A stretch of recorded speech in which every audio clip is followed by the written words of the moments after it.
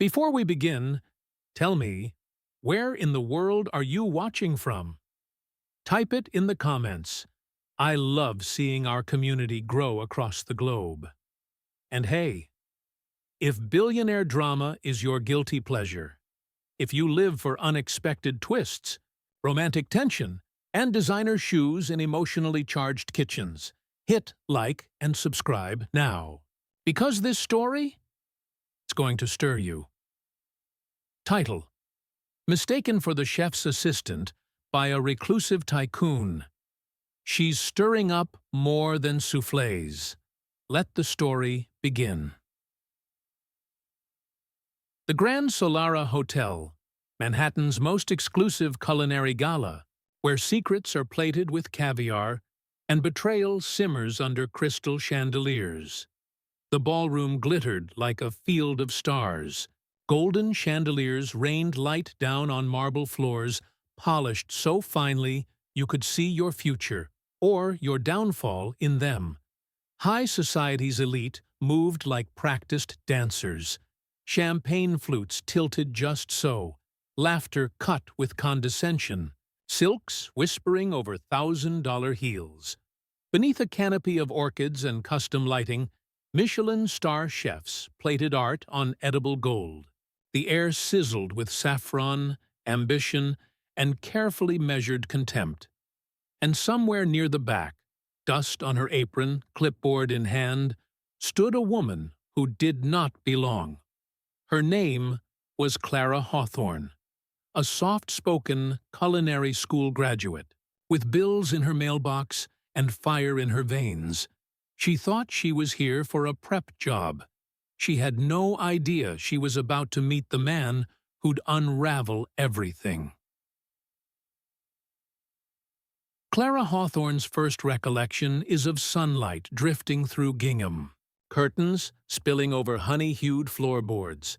The air smelled of honeysuckle and buttermilk, rose vines climbing the farmhouse walls outside. In that warm haze, her grandmother Rose stood at a chipped enamel sink, flour dusting her silver hair. Each morning, she coaxed biscuits from bowls of flour, butter, and buttermilk, humming an old country tune. Rose, gentle southern drawl, taste the dough, sweet pea. If it sings on your tongue, you're on the right track. Clara, tiny apron tied at her waist, would press a mittened finger into the sticky mix. Flour puffed around her, settling in golden beams of light.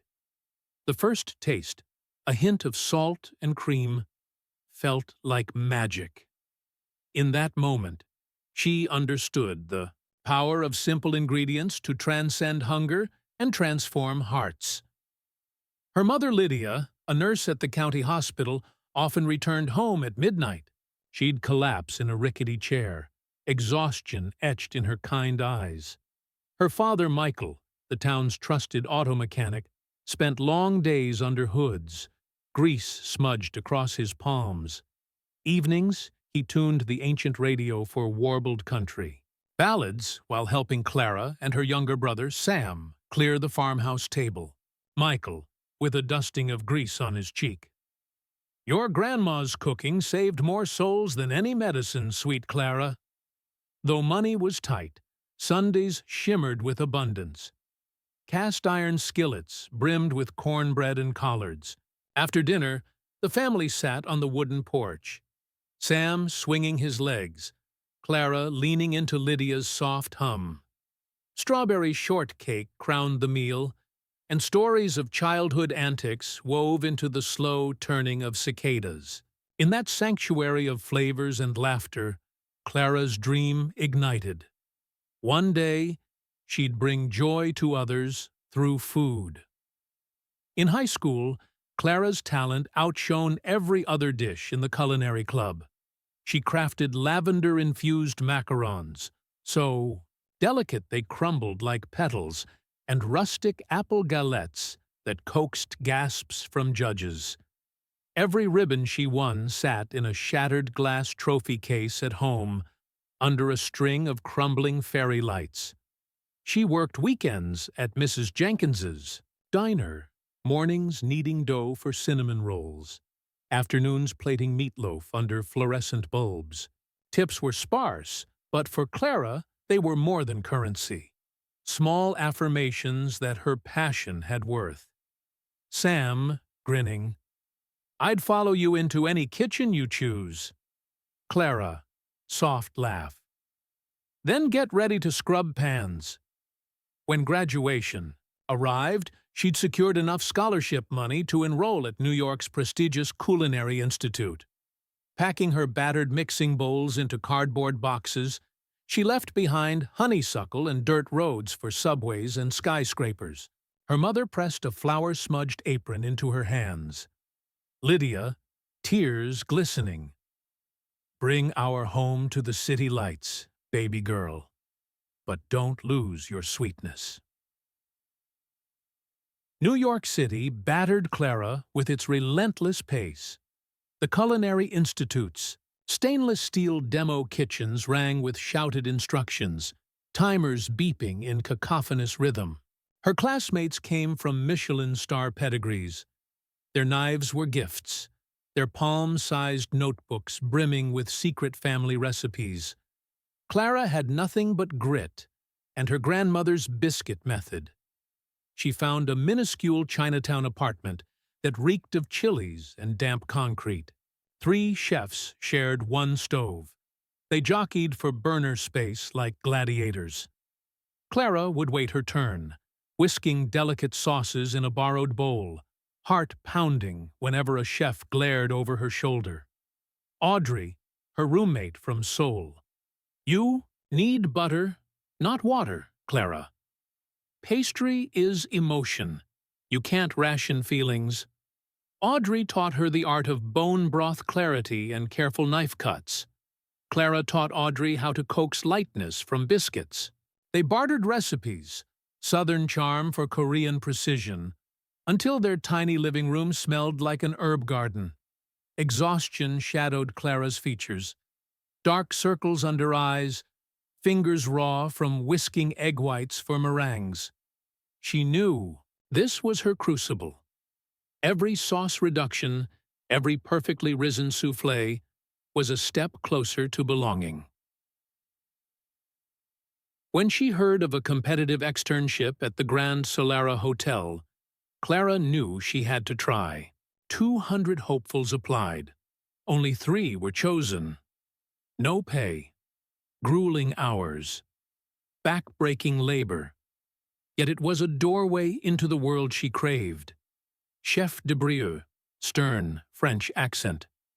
"Mistakes are deadly. Precision is life." Hawthorne, "Make no mistakes." Clara thrived under the pressure. Lobster bisque shimmering like burnished gold, risotto creamy as new-fallen snow. Batons of asparagus curled into perfect swirls. Each plate was a poem, each garnish a deliberate flourish.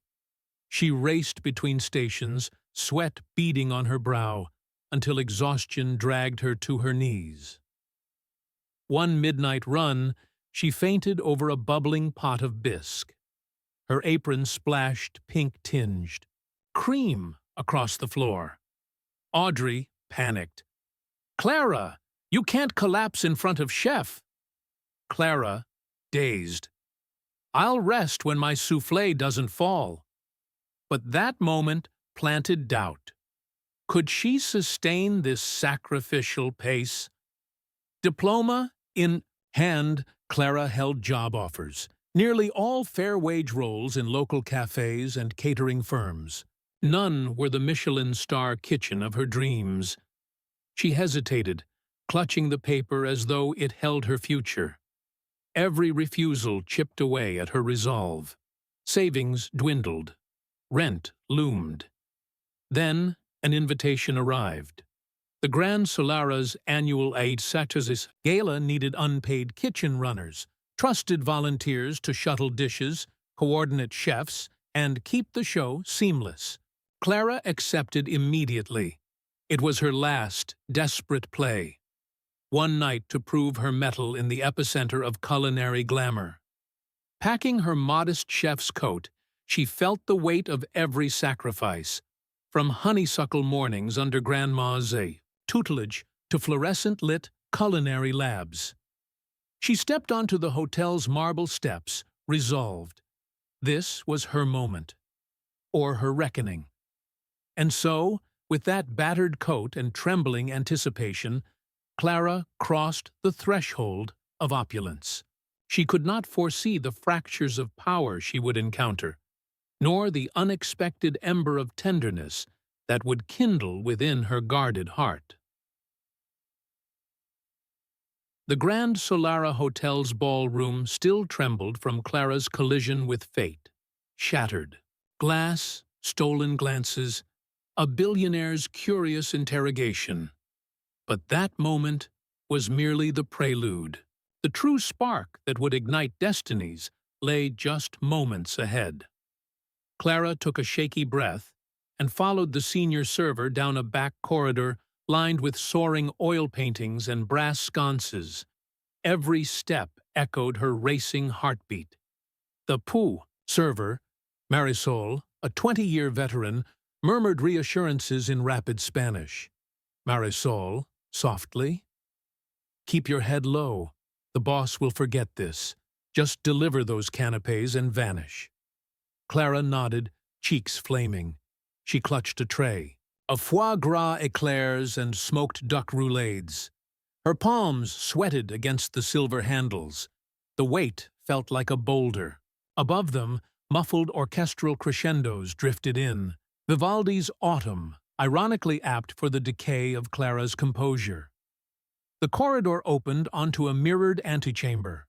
A hush fell over 3 uniformed chefs conferring before a gleaming prep table. A pair of tuxedoed butlers stood like sentinels by the closed doors to the main ballroom. Marisol tipped her head toward the left door. "Through here, and remember, no eye contact." She slipped inside. Clara followed, mind blank. The room beyond was a cavern of whisper-soft carpets and low, amber lighting. A handful of guests drifted by velvet-cushioned lounges, sipping rare vintages. Servers in black waistcoats glided past, muscles tensed, wheels of silver service trays swiveling like clockwork. At the far end, a double door marked Chef's Assistants Only guarded a smaller antechamber where sous chefs shouted orders over clattering cookware. Clara froze. This was the passage Marisol had meant. The door was ajar. She peered inside and saw 2 young assistants, bustling, tying jackets, adjusting name tags, wiping sweat from brows. At that moment, one assistant stepped away to retrieve a tray. The other caught Clara's eye. Assistant, mistaking Clara for her colleague. "Claire, right on time. Chef wants the truffle risotto up in 5. "Claire," she repeated, and pushed the door toward Clara. No more than an inch. The assistant's eyes, glazed with focus, swept her from head to toe, but found only the crisp white coat. No questions asked. The assistant turned back to Chef de Brieux, who stood at the pass, arms folded, brow furrowed. Chef de Brieux, French-accented growl. "Where is Claire? We must move." Hands trembling, Clara stepped into the hustle. The door clicked closed behind her, muffling the opulent strains of music. The temperature spiked, heated air thick with aromas of caramelizing shallots and sizzling steaks. Clara glanced around. Blocks of Parmesan pyramided at the edge of the ED worktop. A vat of saffron-infused broth simmered in copper glory, and a row of domed cloches waited like watchful sentinels. She wasn't a runner here. She was an assistant, Claire, evidently, including in the mental roster of this brigade. Her pulse thundered. She tried to backpedal toward the door, but a sous chef intercepted.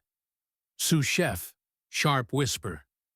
"Claire, final check on the amuse-bouche." Chef asked twice. Clara's mouth went dry. She balanced the tray of tiny decor bites, mini beetroot, spheres pearled in goat cheese foam, microgreens nestled atop wafer-thin potato crisps. The sous chef's patience wore thin. Sous chef, one eyebrow raised. "Do you know the garnish sequence? Or should I repeat it?" This was impossible. At culinary school, they'd taught mise en place. But even then, assistants learned one station at a time. She'd never set a cloche in de Brieux's kitchen. Clara's mind raced. Lie, confess, or bolt? The only exit was through the main kitchen, and that required a password she didn't have. She inhaled, squared her shoulders, and smiled. Swift, apologetic. Clara, quietly, "Of course, I have it." She took a step forward, presenting the tray. The sous chef grabbed a single amuse-bouche and examined it, nodding curtly before sending her to the pass. Chef de Brieux stood at the center, arms crossed. The pass sparkled with plated dishes, foie gras torchon, seared scallops, wagyu, carpaccio. Each plate was a masterpiece, garnished with edible flowers and gold leaf. Chef de Brieux, coldly, "Claire, you are late." Clara's stomach clenched. Late? She hadn't entered until moments ago. Clara, voice steady despite quake.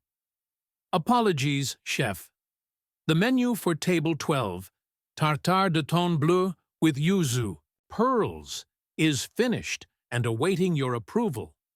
She named a dish she'd never prepared, but somehow the right garnishes glimmered on the bluefin. The chef's gaze flicked to the plate, curiosity piqued. Chef de Brieux, intrigued, "You, speak with confidence." Clara dared to glance at the menu written in elegant script on the wall. She mimicked the plating she'd memorized earlier that afternoon. A stroke of luck and adrenaline. Chef de Brieux, after a beat, "Very well. Send it out. And hurry." By the time Clara rolled away the tray, her knees felt like water. She'd navigated her first true test, or stumbled into one. The pass window slid closed, sealing her inside a world she barely understood. 20 minutes later, the main ballroom erupted in applause as the orchestra reached its crescendo. The champagne towers were replenished, laughter rippled, and the first course was served. Clara, acting on autopilot, transported silver cloches to awaiting guests, unaware of the eye watching her from the shadows. Morgan Blackthorne, the Reclusive Tycoon, had slipped from his private wing. Word had reached him of a mysterious Claire orchestrating dishes in the heart of the kitchen. Intrigued by rumors of an imposter assistant, he sought the scene himself, curiosity pricked by boredom. He approached the service door, dwarfed by the flanking chefs, but moving with feline grace. The door swung open, and there she was, a lone figure in a spotless coat, guiding bowls of lobster bisque onto gilded trays. Morgan paused. Her profile was unfamiliar. She moved with the assurance of one who belonged here. Something about her struck him. A quiet intensity in her posture, a razor-sharp focus even as sweat dotted her brow. He stepped forward. The chatter of kitchen orders hushed to a whisper the moment he appeared, his presence a gravitational pull. The head waiter froze, wood-buttoned jacket pristine, eyes widening. Head waiter, nervous whisper. "Sir, Chef de Brieux hasn't released this station yet." Morgan's mouth curved in a half-smile. Enigmatic, knowing. Morgan, coolly. "I'm here for Claire." Silence reverberated. Clara set down a bowl and turned, spoon trembling in her hand. Her eyes met his, the smoky gray depths glinting with detachment and curiosity. Morgan, with soft authority.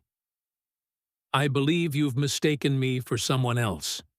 His voice was low, but carried to the far corners of the kitchen. Clara blinked, mind blank. How could she answer? Clara, stammering. I, I, I'm sorry, sir. My name is Clara Hawthorne. I don't—" Morgan raised a single-gloved hand, silencing her apology. "Morgan, no more lies. You are not Claire. You are Clara, a volunteer, yet here you are, plating dishes like a seasoned pro. Explain." All around them, chefs and assistants held their breath. Clara's heart thrashed, her secret on the brink of exposure. Would she confess, retreat, or stand her ground? The kitchen's glare felt volcanic. She swallowed. Clara, steadying herself. "I'm sorry for the confusion, but yes, I'm volunteering tonight.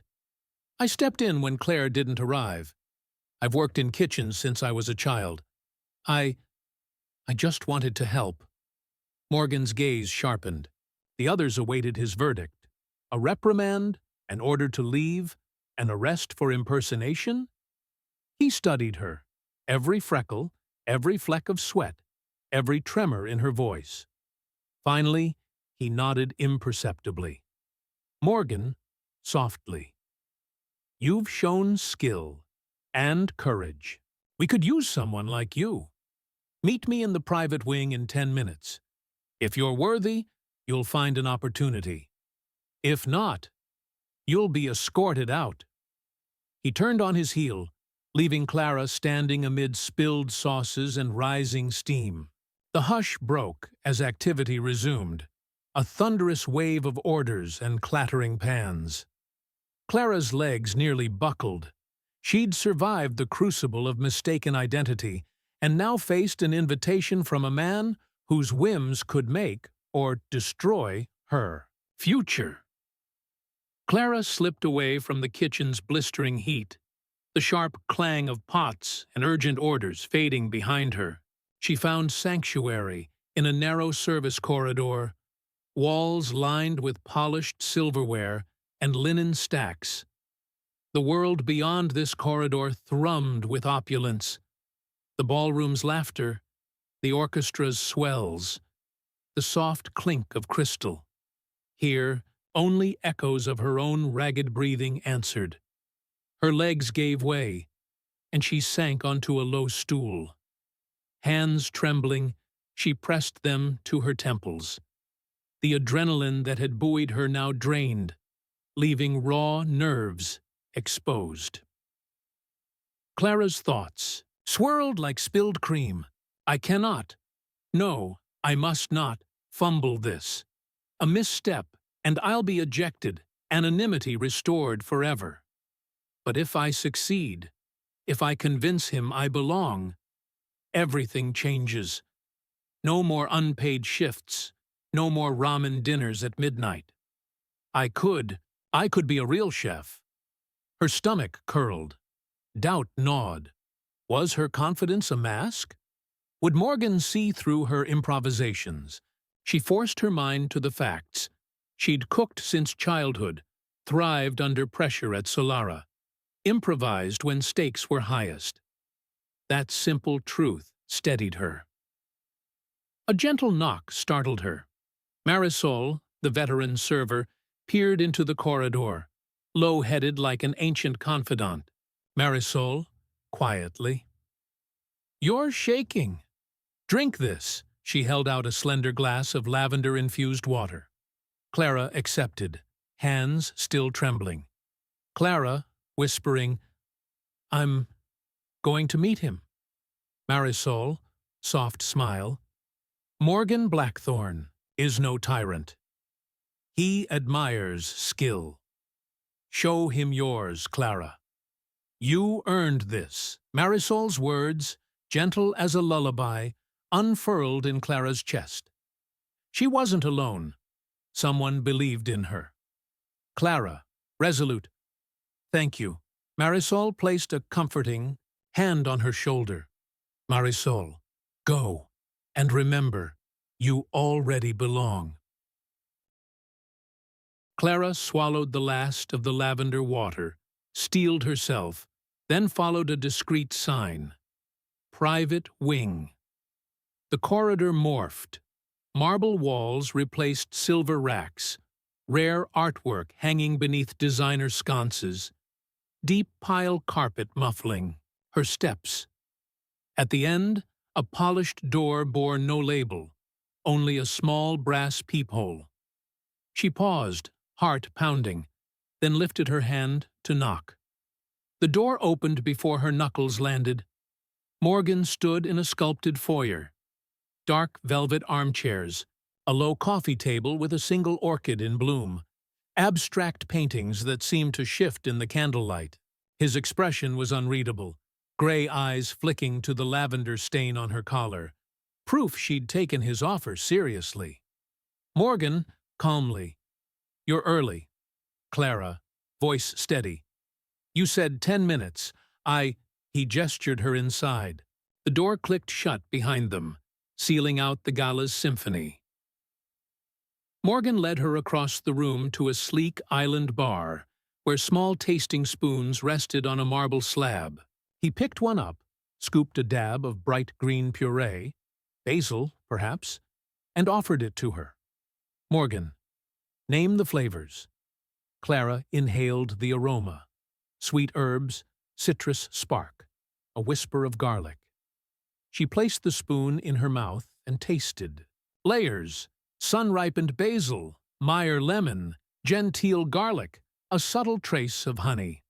Clara, confident, basil chiffonade, Meyer lemon zest, roasted garlic, balanced with acacia honey. Morgan raised an eyebrow, impressed. Morgan, agree or refine? She paused, replaying the taste. Clara, the garlic could use a touch more roast to mellow the sulfur, and a hint of lemon blossom honey to elevate the floral notes. Morgan's lips curved, just slightly. Morgan, good palate, but tell me why you volunteered tonight. Clara, swallowed. Clara, earnest. I wanted a chance. A real kitchen to test myself. No safety net. Just me, my skills, and the fire. Morgan studied her. In the flicker of candlelight, his expression softened. Morgan, very well. You'll start tomorrow as kitchen assistant in charge of sauce station. But know this. In my world, mistakes are costly. Her heart soared. Clara, I understand, sir, and I won't disappoint.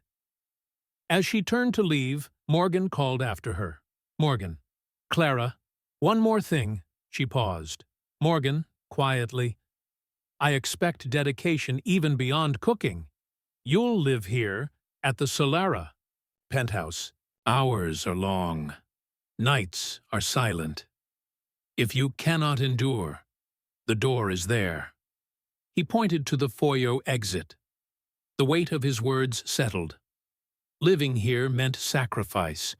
No return to her cramped apartment. No stolen moments with Audrey. No Sunday. Dinners under Grandma's roof. Clara's breath hitched, but determination flared. Clara, I'll stay. Morgan nodded once, gravely. Morgan, then welcome to Blackthorne's table. She entered a vast loft, walls of smoked glass revealing a star-dusted skyline. Plush ivory sofas floated on a charcoal rug, abstract.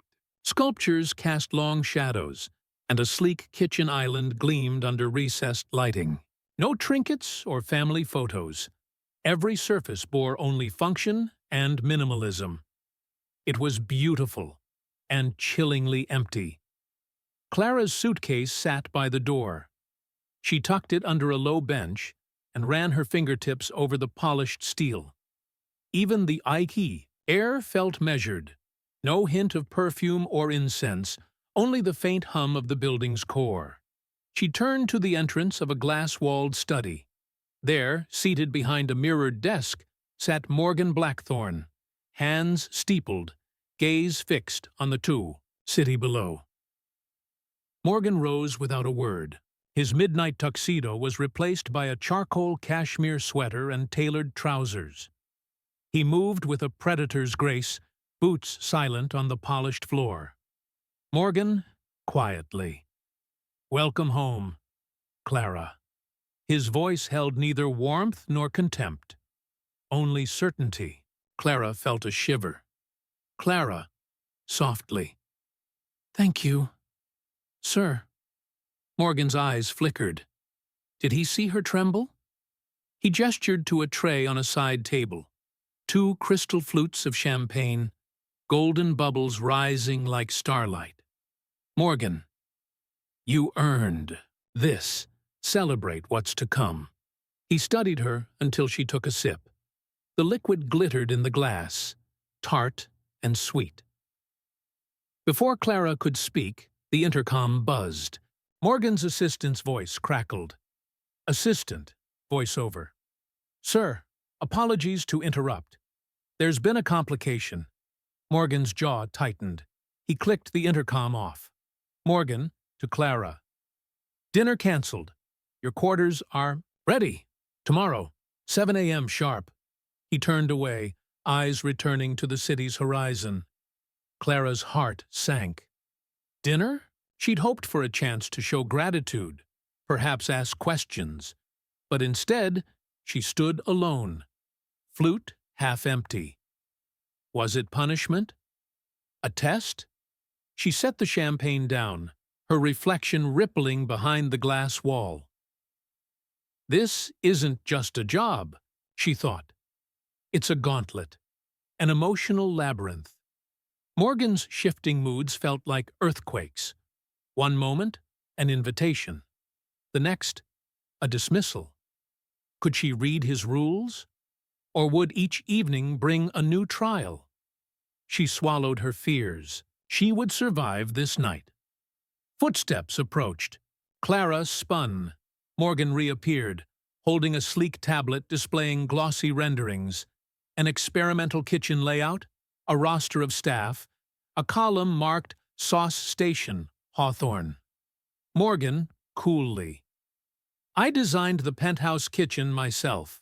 State-of-the-art and your domain." He tapped the screen, flipping through menus for the week. Black tie charity gala. Board of directors dinner. Private family supper. Each event would demand flawless execution. Morgan, "You will supervise my personal events. My schedule is non-negotiable." Clara nodded, voice steady. "Clara, understood. I'll be there." Morgan paused, as though weighing something intangible. Morgan, "One more thing. I've invited someone special to dine with us tomorrow." Clara's stomach knotted. Clara, "Someone special?" Morgan's gaze met hers. Gray steel. Morgan, "My sister, Aurelia. She's visiting from London. You'll accommodate her dietary whims. She's discerning." Aurelia Blackthorne. Unspoken legends shrouded her. Morgan's sister rarely emerged from exile. To please her would be to win the family's favor, or face its wrath. Clara's mind spun. A billionaire's sister, a penthouse feast, no rehearsal, just hours to prepare. But opportunity gleamed beneath the pressure. This was more than sauces. It was trust. Clara, determined.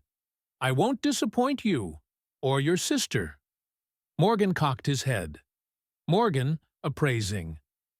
"We shall see." He swept past her, shoulders squared, leaving Clara alone again. The penthouse was silent, but the weight of expectation thundered in her ears. Clara retrieved her suitcase, slid out her grandmother's worn recipe journal, and a small notebook of her own. By the lamplight, she sketched menus, jotted down flavor profiles, a delicate cauliflower velouté for Aurelia's vegan palate, a honey lavender panna cotta for decadent contrast, and a surprise amuse-bouche, a potato crisp crowned with truffle. Oil and micro-tea blossoms, her pen danced across the page. Pressure forged purpose. This night, among skyscraper ghosts and whispered legacies, Clara found her flame again. Dawn's first light painted the skyline in bruised purples and molten gold.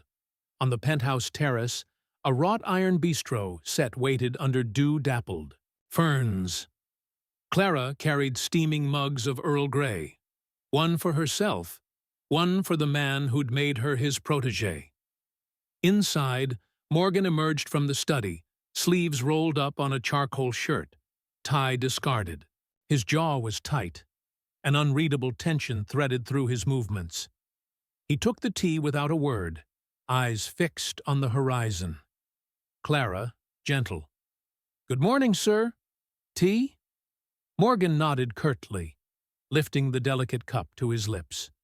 No thanks, no small talk, only the soft hiss of city traffic below.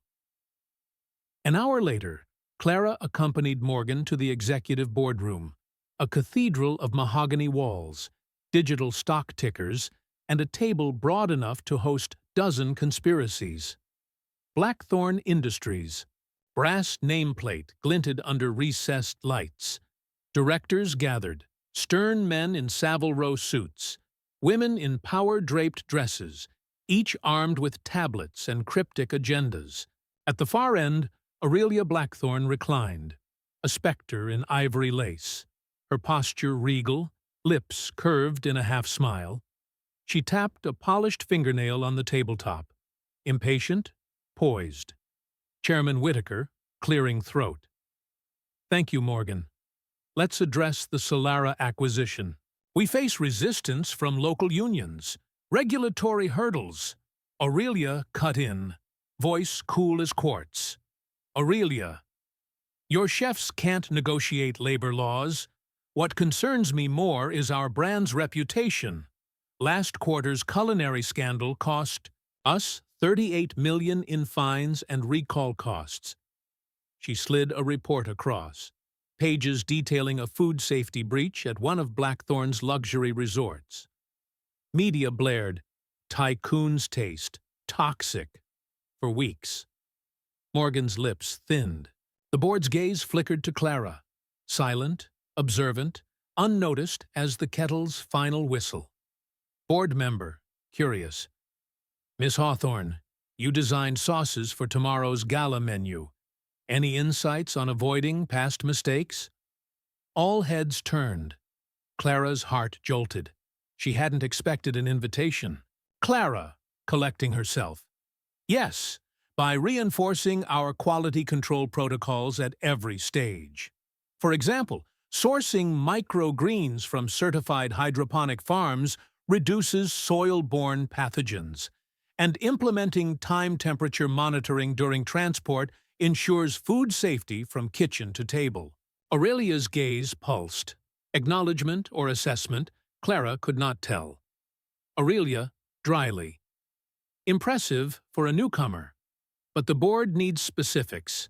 Teams, timelines, liability mitigation." Before Clara could answer, Morgan intervened. "Morgan, we'll present a detailed plan by this afternoon. Miss Hawthorne will lead the culinary QC initiative." A ripple of surprise passed through the room. Clara's breath hitched, thrust into corporate warfare as more than a chef. She'd volunteered for sauce station. Now she managed risk for billions of revenue. Aurelia, smiling thinly.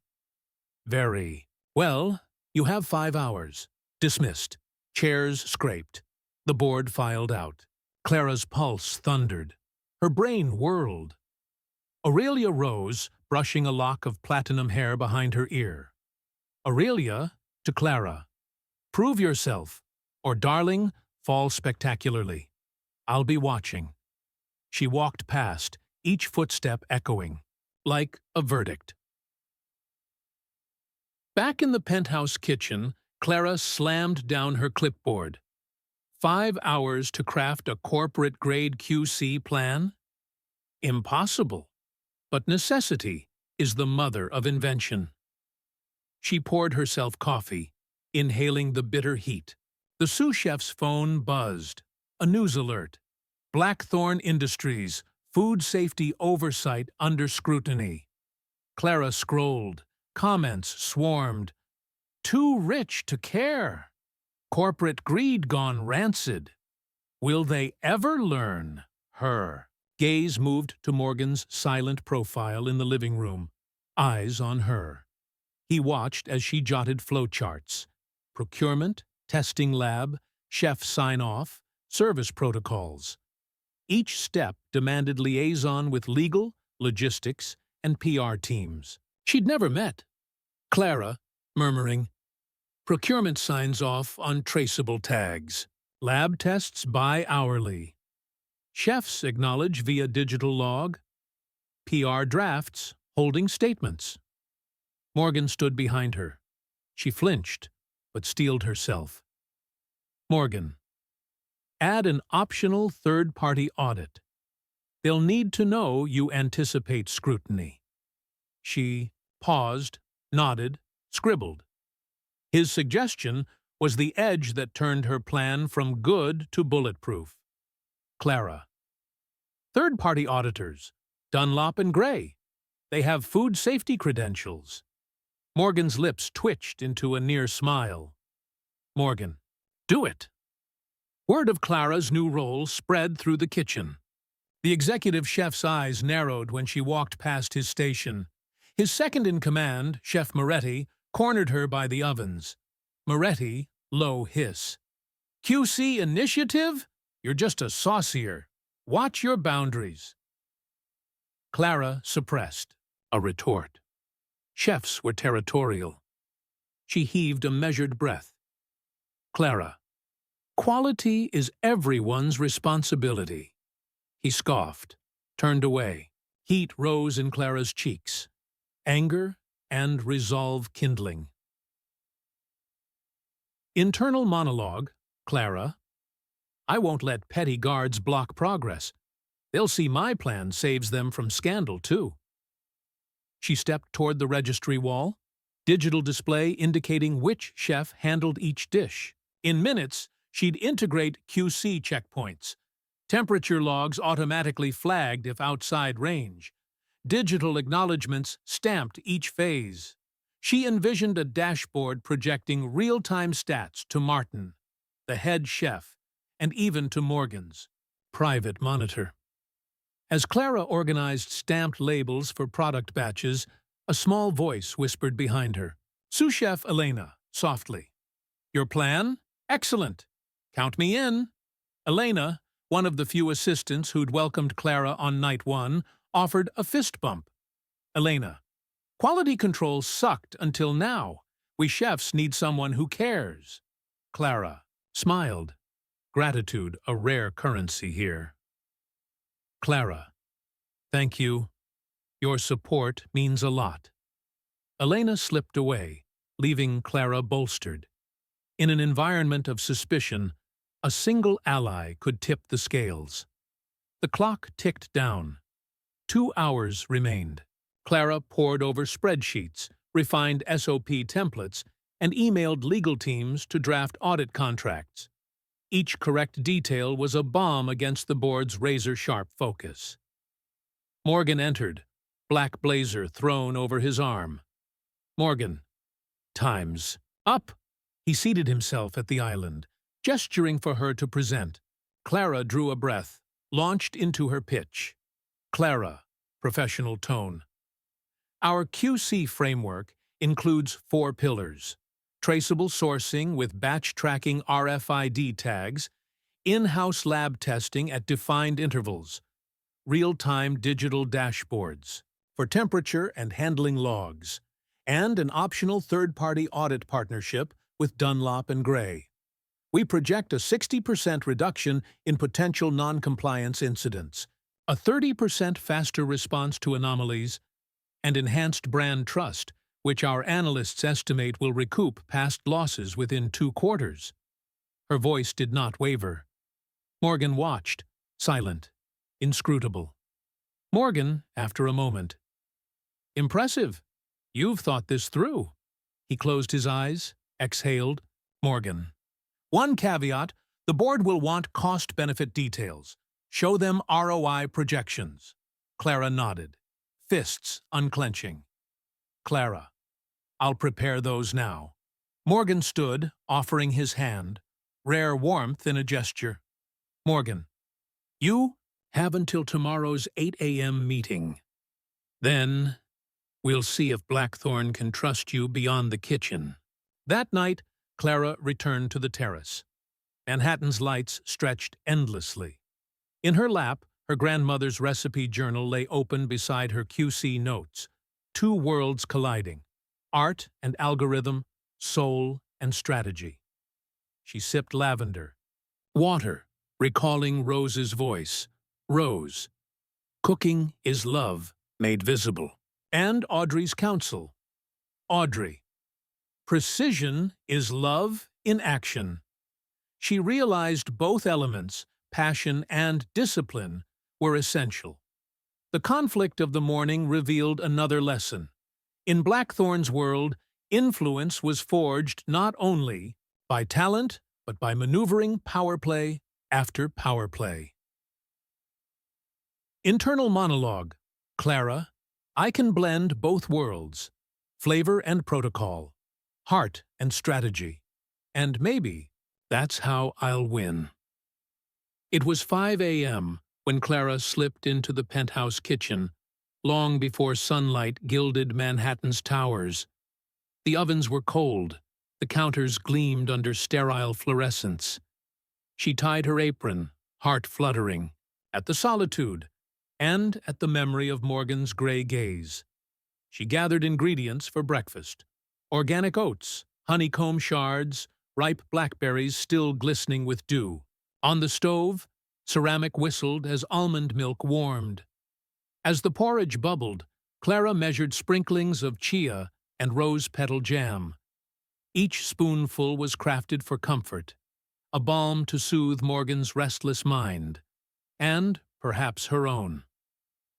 From the study door, soft footsteps echoed. Morgan appeared in a linen shirt, sleeves rolled, hair mussed, a rarity. His eyes held surprise. Morgan, quiet.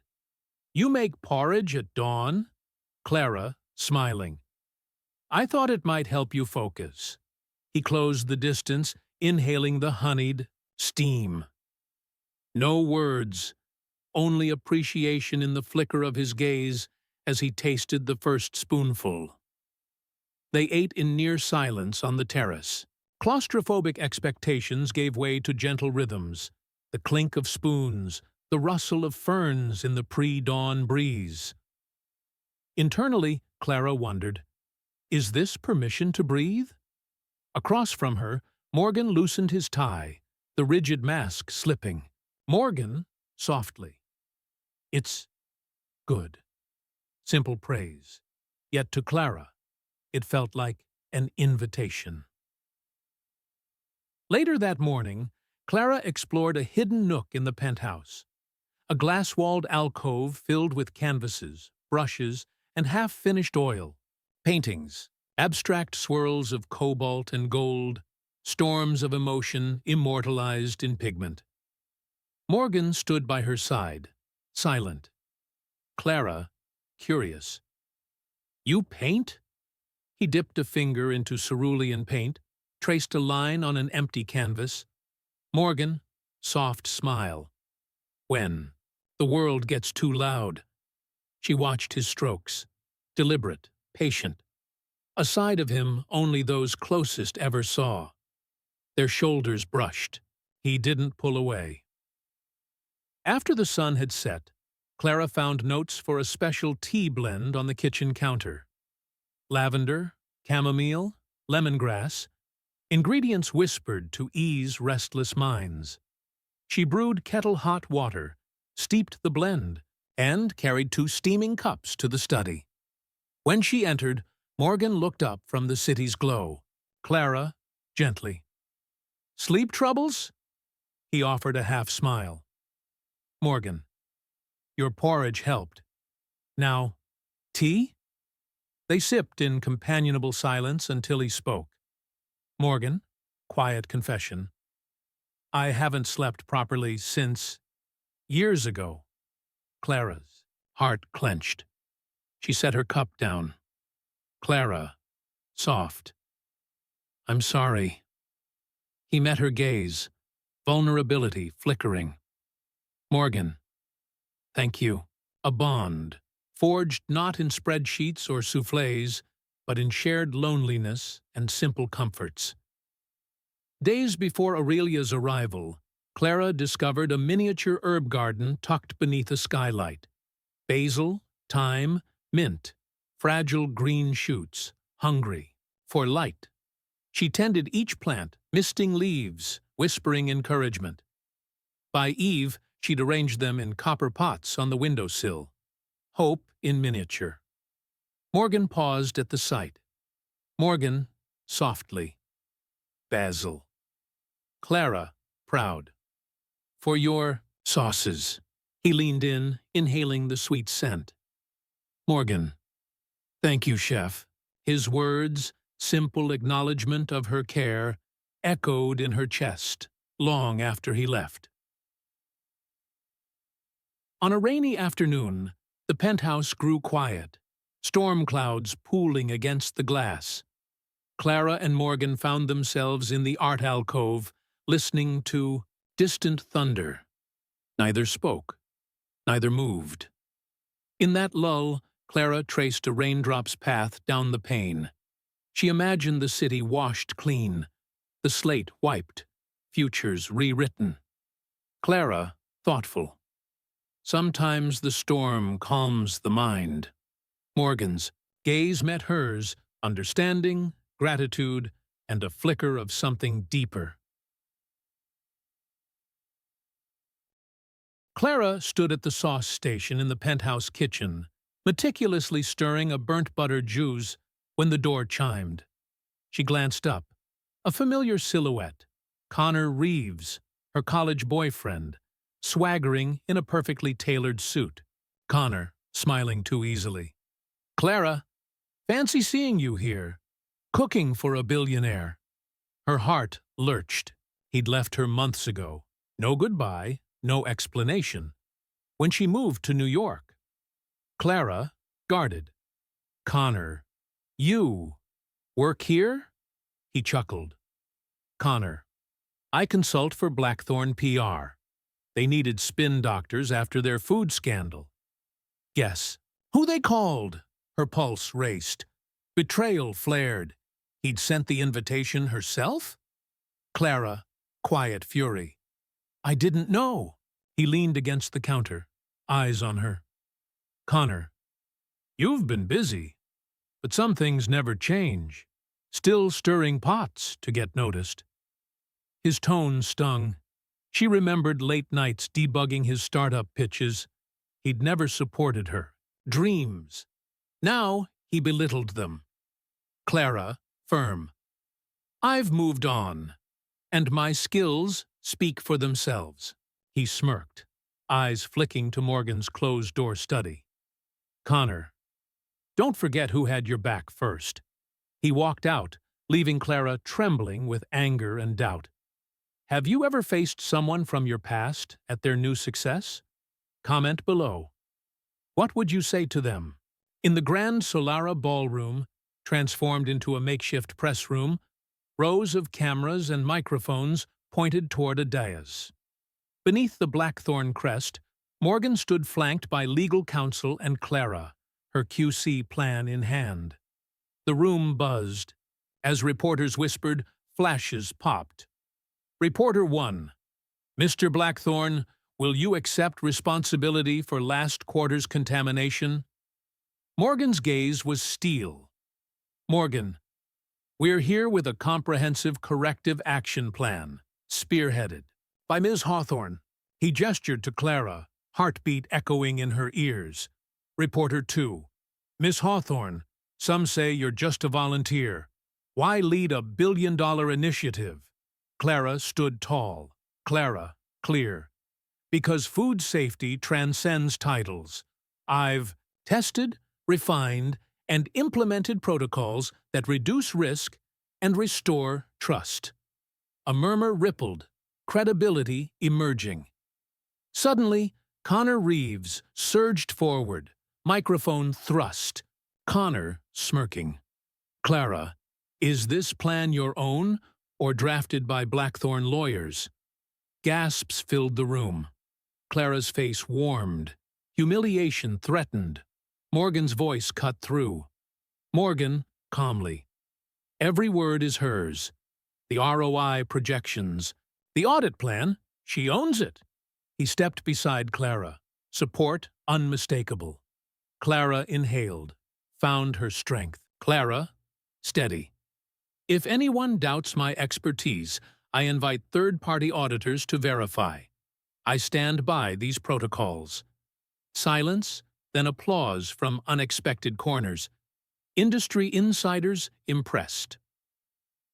After the storm of scrutiny, true hearts revealed themselves. In the quiet after victory, Clara and Morgan find closure and new beginnings. In the penthouse kitchen, late night, only soft lamplight and the scent of vanilla custard. Clara packed leftover porridge jars, tonight's late shift, comfort for staff. Morgan entered, unannounced, blazer draped over one arm. Morgan, soft. You did it. Clara paused, eyes misting. Clara. We did it. I couldn't have without your guidance. He stepped close, tension melting. Morgan. You taught me that passion matters as much as protocol. He reached for her hand, trembling. Morgan, I was wrong to hide behind walls.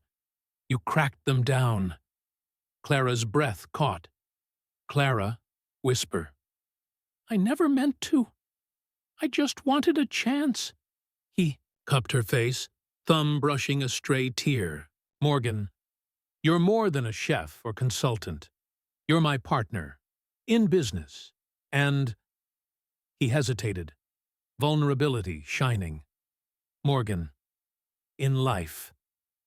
He produced a delicate heirloom-style ring, an oyster shell motif glinting faintly. Morgan, will you stay? Permanently? Clara's tears glowed. Clara, forever. He slid the ring onto her finger. Applause from unseen staff echoed softly. Months later, Clara's passion project blooms, an urban culinary workshop for underprivileged youth, secretly funded by Blackthorne Industries. Under glass-roof greenhouses, children knead dough, sip homemade soups, laugh as they learn kitchen crafts. Clara guides tiny hands in whisking, slicing herbs from raised beds. Morgan watches from the doorway, pride shining. Clara, to kids, cooking is for everyone, no matter where you start. A chorus of giggles and clinks as young chefs plate their creations. A banner reads, Hearth and Hope by Clara Hawthorne, a testament to humble roots and unexpected opportunities. What passion project would you launch if given unlimited resources? Share your idea below, and maybe inspire someone today. And so our story ends, for now, in kitchens and boardrooms, in grand halls and humble homes. Clara Hawthorne, once mistaken for a mere assistant, proved her worth with every stirring spoon and strategic plan. Morgan Blackthorne, the reclusive tycoon, found his heart rekindled by her courage and compassion. Thank you for joining us on this emotional roller coaster. Did Clara deserve her happily ever after? What twist would you add? Let us know in the comments. If you loved this tale of mistaken identity, power struggles, and slow burn romance, please like, share, and subscribe. Hit the bell to be first for our next billionaire drama.